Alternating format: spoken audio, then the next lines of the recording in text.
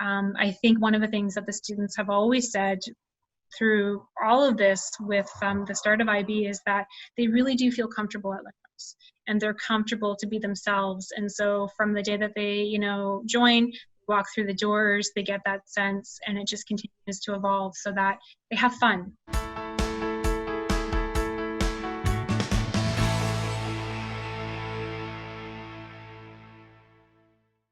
In this video, you'll meet Sara MacDonald, who's the head of school at Lynn-Rose Schools in Mississauga, Ontario. And in it, you'll hear her talk about how Lynn-Rose supports the development of each of their students on an individual basis.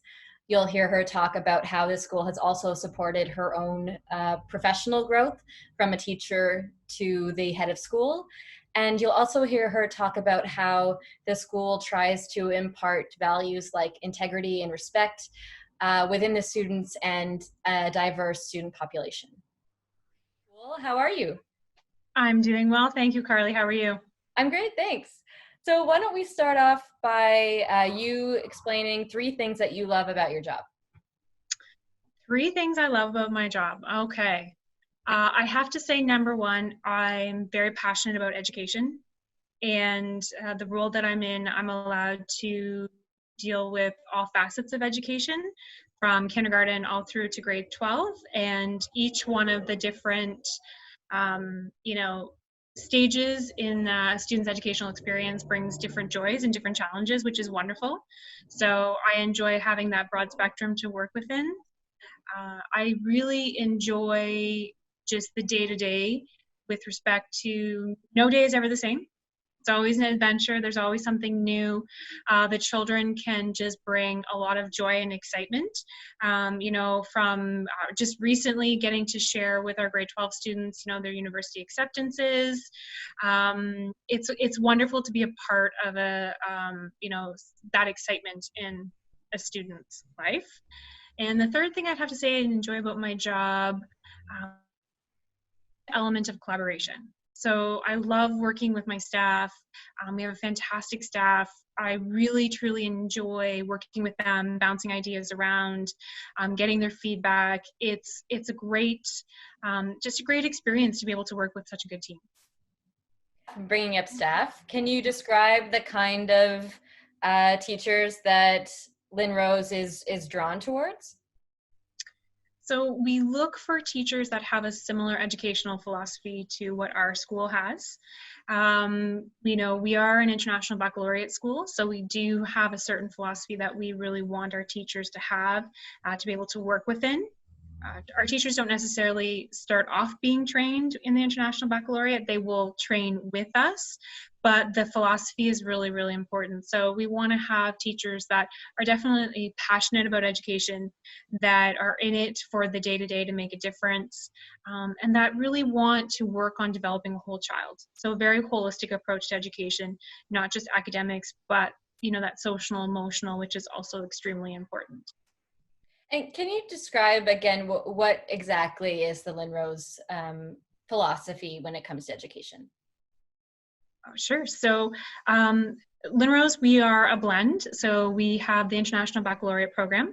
We are a continuum school, so from K to 12, all of our students from kindergarten to grade 8 participate in the IB program. So whether it be the primary years or the middle years, that's very important because we do have a very diverse student population.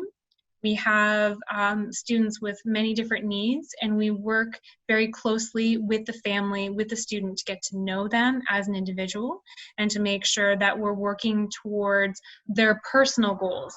And those personal goals, again, can be development academically, socially, and emotionally as well, too. But it's very, very important for us to have a very open school, a very inclusive school, and that we really do work very hard to get to know each child as an individual so that we can meet their needs and help them to achieve personal growth. The ideals of academic rigor, of the IB program, of educating a whole child emotionally and socially as well as academically, what is the specific Lynn-Rose approach that sets it apart from other schools that also say they like to educate holistically? I think, so our philosophy has always been this. School started in 1997. We were not an IB school at that time, but the philosophy was very similar. And as the school grew, we just aligned ourselves with IB. So at the root of Lynn-Rose, it's always been this approach. We really do have a community feel. And one of the things that I can say, and this is not my insight, this was provided to us. We recently went through an accreditation with Cognia, which is the world's largest accrediting agency. And we had 4 team members come in. They spent 3 days, full days at our school, went through all of our classrooms, went through our whole facility, all 3 of our locations. And one of their findings was that our mission statement was evident everywhere you looked. So when you walked into the school, you got that feel. The teachers, it came through in how they expressed themselves. The students, the parents, the administration. It really was very clear that we're not just giving lip service, for lack of a better term. This was 4 members that came globally. They actually do not even reside in the country of Canada. And they came in having really known much about us prior, other than what we produced on paper for them. And that was one of their key findings, was that our mission statement really was alive, and you could see it in action in the classrooms, in the hallways, in our community as a whole. And so I think that speaks volumes that we really do have that family environment. And it's not me saying that, this is an external source saying that.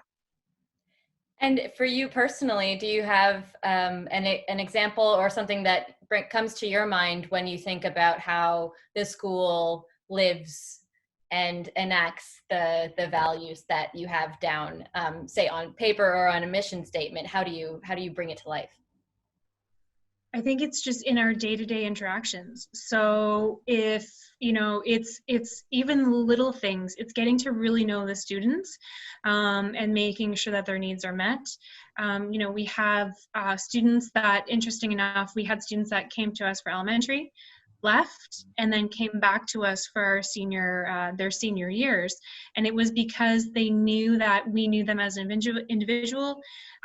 We take the time to make sure that we know what their goals are. Our guidance counselor, for example, at the secondary level, who's also our VP, she meets with every student. And we already know when they're coming into grade 9, you want to go to university in the United States? Okay, let's make this happen, because it looks very differently than applying here.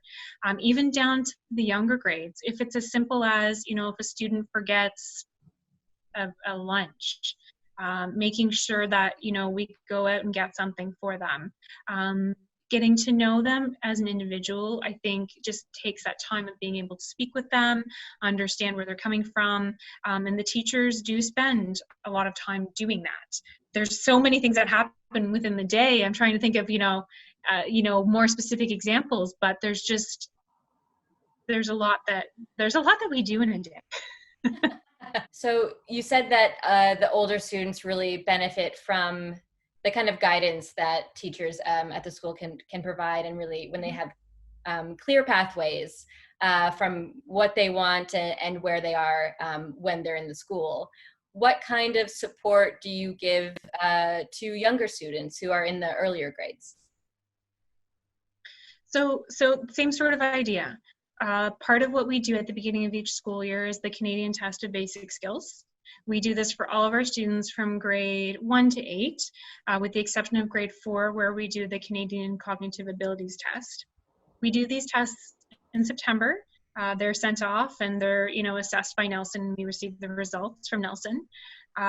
Myself as an administrator, along with our vice principals, our head of curriculum, and our IB coordinators, we go through each student's test results. We actually meet, we look at them. If we can compare to where they were last year to this year, we will. Those test results are very comprehensive. And it's nice because it's a true reflection of the student, or as true as we can get because we're not teaching to that test. We take the time to go through that to make sure that we know what those specific students' needs are. And then we meet as a staff and we discuss that. So we look at, again, holistically at those tests for that child, and we know their strengths are perhaps it's that they're really strong when it comes to reading comprehension, and the specifics of reading comprehension, whether it's making inferences, drawing conclusions, whatever the case may be, but maybe there's some gaps when it comes to numeracy or their understanding of, different mathematical concepts. And so we make sure that that's noted and that we work with that child within the classroom. And there's opportunities within the day to provide, that little extra to students where they may have those gaps that need to be filled in. Whether it's done in the classroom, we will have specialty programs that will run outside to help with literacy and to promote reading for students that may have, had some gaps in their learning there. Again, it's getting to know that child. And we do that not only through day-to-day interactions, but through these test results, through meeting collaboratively regularly as a staff as well too, so that we can, if there's something that a teacher perhaps is struggling with, they can talk with their colleagues and we can formulate a plan to make sure that we're meeting that child's needs. We do it for all sorts of children. We have children that have had unfortunate medical diagnoses, and so we've had to revamp for them to make sure that we're meeting their needs and the family's needs, and we've done that with ease, I have to say, because we do work collaboratively so well with our families and as a staff. And is there a type of student that wouldn't do well in the Lynn-Rose environment? I think for us, we do have, as I said, a very diverse student population. We do accept students with many different learning styles and perhaps different learning needs. We do not have a dedicated special ed program. We do have staff members that are trained in specific areas, and what we will also do is we will meet with families to determine the best way to meet their child's needs in an education setting, and having that one-on-one time to connect with the family and understand their needs and understand the child's needs, then it gives us a better indicator of whether or not it's truly going to be the best interest of the child for them to attend Lynn-Rose or not. But as I said, we really do have a very diverse student population. And why is there such a emphasis or desire to have a diverse student population? I think it's because every child has a right to education and to a good education, and every child has a right for the teacher and the school to get to know them as an individual and as a person and to see them succeed. It's with the smaller class sizes, the smaller environment, although not too small, but small enough that we do get to know our students. And just by having that type of environment, you can see students start to say, hey, wait a second, my teacher is actually getting to know me, my teacher is actually understanding what my needs are, and I'm going to do some work here. I'm going to be part of this process. And I think that's a huge factor that, maybe students have come from a system where that wasn't in place before. And all of a sudden now that they see that their teacher is invested and does care, and it makes a difference. Are you thinking of a specific example? Is there a student that comes to mind when you talk about having that internal change happen within a student? We've had lots of students that have come to us, and their families have come back and said that they've been so happy that they made a change because we just took the time to meet with the family, make them part of their learning process, whether it be that their child was struggling or whether it be that their child was excelling and not being challenged enough.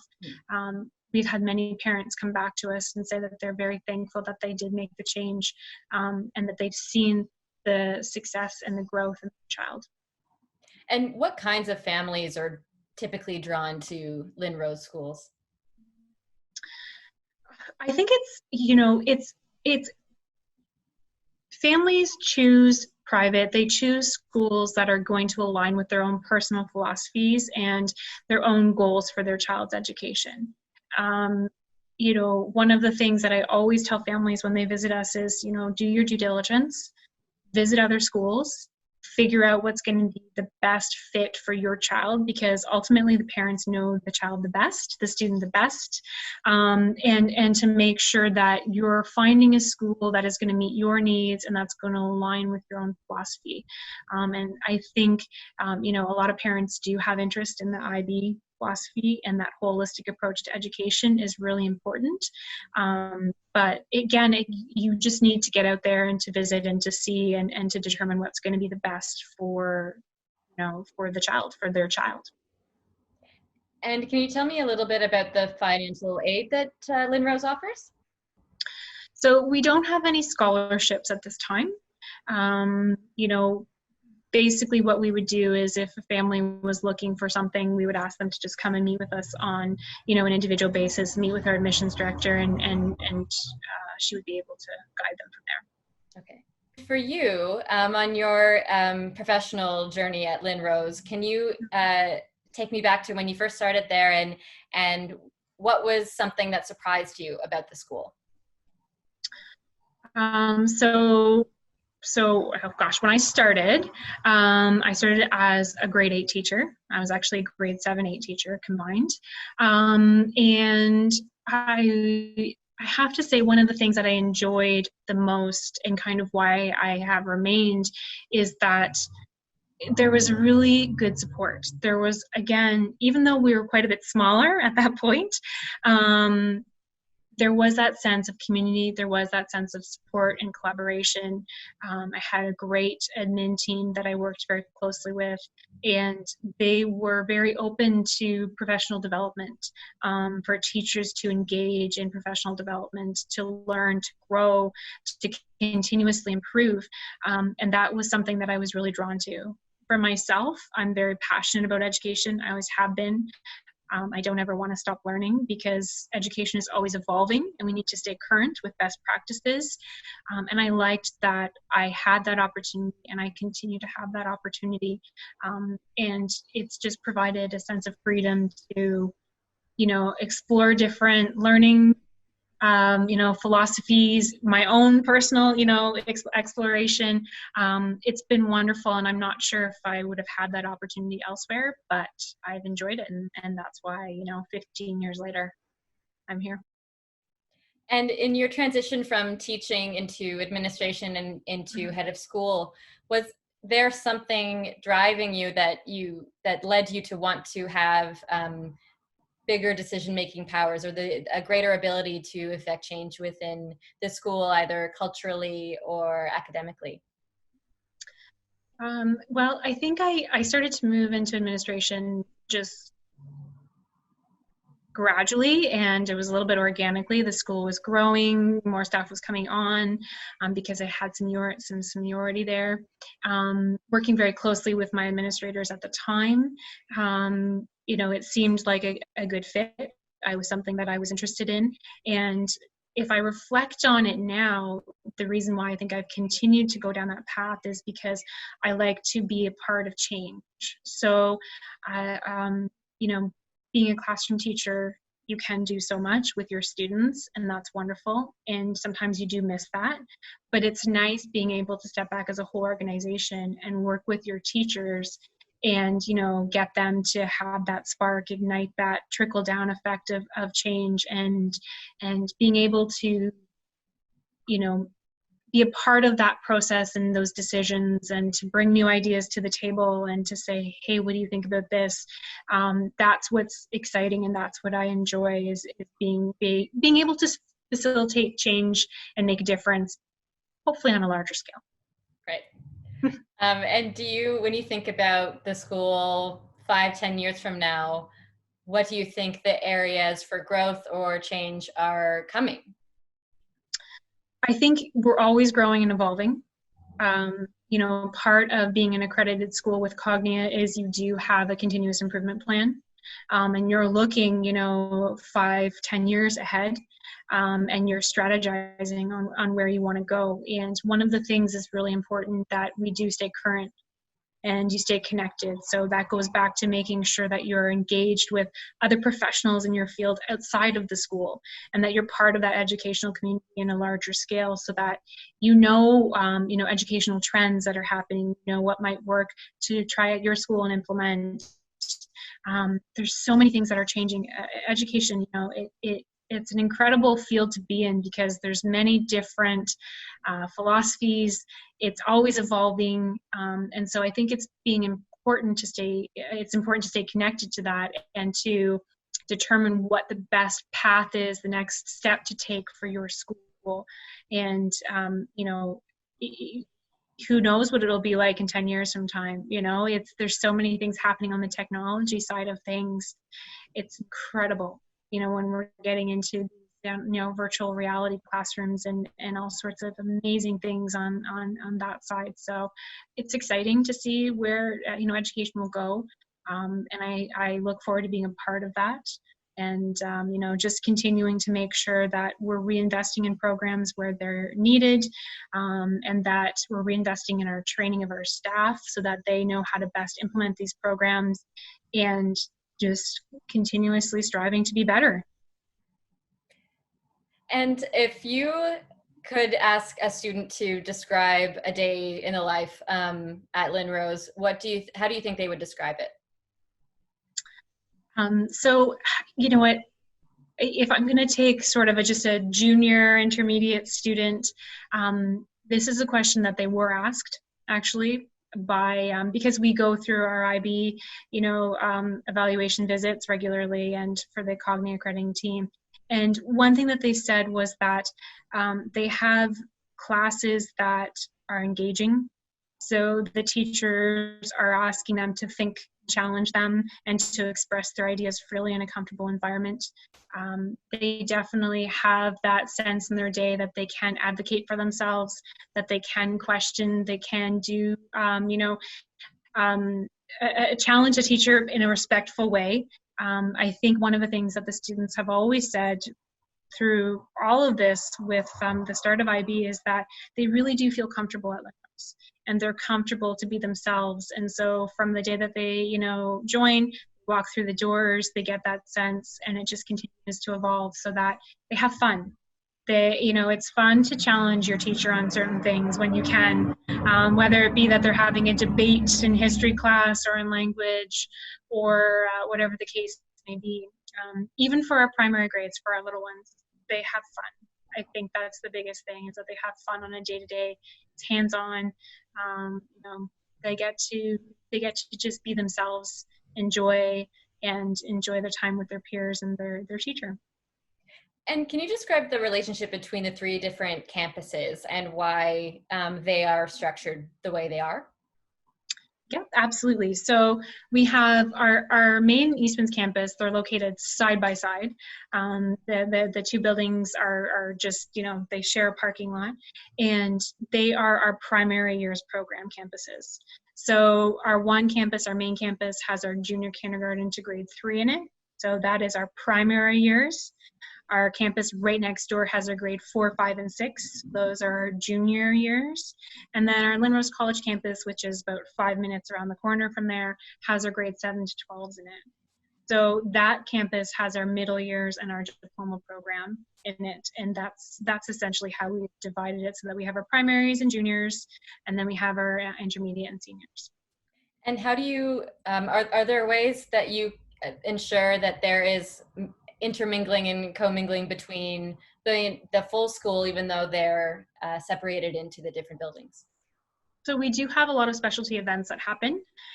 We have a large theater production where we have our grade 1 to 8 students participate in it, and so they come together for that. We do different events throughout the day as well too. So we have our French Cafe, we have a literary premiere where students will come from one campus to the other campus to visit and experience it. It's nice for our junior students to come over to the college to have certain activities there as well too. We have baseball fields and soccer fields that we back onto, so we'll do different sporting events out there. We have, our year-end family picnic and award ceremony where we'll all come together there. So we try to do different events throughout the school year where, we do have that connection or even our intermediate, our senior students as well. They will volunteer to be different, have different roles within those events. So whether it be that they're performing musically, or they're, hosts or tour guides for different events that we have. There's a lot of working together for those different events so that the students get to see what's coming. The older students get to act as mentors for the younger students. Making those connections is very important. And what is the process of taking student feedback and enacting it and working it into the day-to-day activities, or maybe even the future planning of the school? So we do have opportunities for students to reflect on their own learning, and to participate in a survey sort of approach. And so it's easier for our older students to do surveys to get a sense of what they enjoy, what they, would like to see changed. Even for our young students, we try to do it, and we do it, so, in a picture form. So if you enjoyed this, color the smiley face. If you weren't sure, it's the I'm not sure face. And if you really didn't like it, it's the sad face. There's different ways that you can get them to engage, and that feedback is very important. So not only do we require that, to make sure that our units of inquiry and our IB program is meeting the needs of our students, but it's also part of our continuous improvement. So we take that feedback, we take those results, and it, filters into our continuous improvement plan.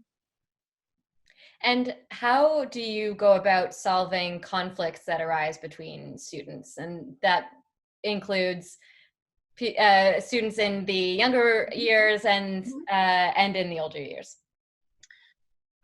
So I think that it's important, again, that you know the student and you know where they're coming from. Some students, sometimes they might react because they're frustrated with something.